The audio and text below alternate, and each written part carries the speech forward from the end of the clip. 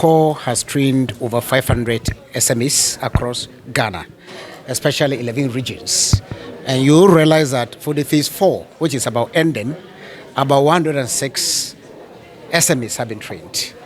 And within this SME, if you look at the number of beneficiaries, about 416 individuals within the SME space have been trained in various methodologies on how to continuously improve their workplace practices.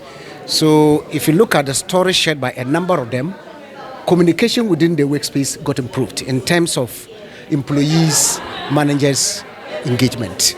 You also realize that issues about the 5S and then the 3R also improved. Where they used to operate in a very messy environment, many of them were now operating in a very decent, well-organized environment. You also realize that SMEs that were not paying their workers based on the minimum wage, many of them now adhere to the minimum wage protocols instituted by the government.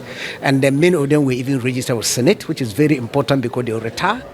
Some were enrolled onto various health insurance subscriptions so that they can have access to healthcare and so on and so forth. And so you realize that this project, which MDPI intends to continue and sustain with other alternative sources of funding, even if GLZ decides to opt out. So I believe that the impact of this particular SCORE project is monumental. It is one that I think that all industry players, the government, and all other agencies that believe in SME growth in this country, which is the mainstay of the Ghana economy, we need to actually sustain this project and see to it that more SMEs and the remaining regions which haven't benefited are enrolled. The 24-hour economy, which MDPI intends to play a very critical role. So far, I've even already engaged with the Honorable Gusetano.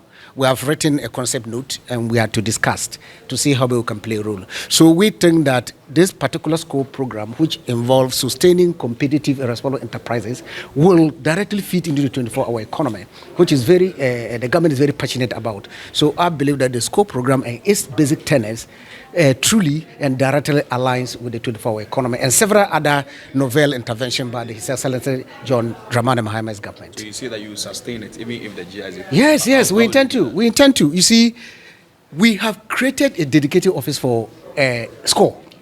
You get a point, which was not there. And so having dedicated an entire department for SCORE, we have a whole coordinator for it and other supporting staff. So what we tend is to write proposal, go out there, look for funding to see how best we can enroll many other SMEs and even include the remaining regions if GSE is able to continue to invest in the SCORE, which I believe, and even my engagement with GSE and other partners point to the fact that we are likely to renew the phase 5. And then my own region, which is Upper West, I've appealed to them. Upper West is going to benefit, and several other regions that haven't been enrolled. I think there is a light at the end of the tunnel.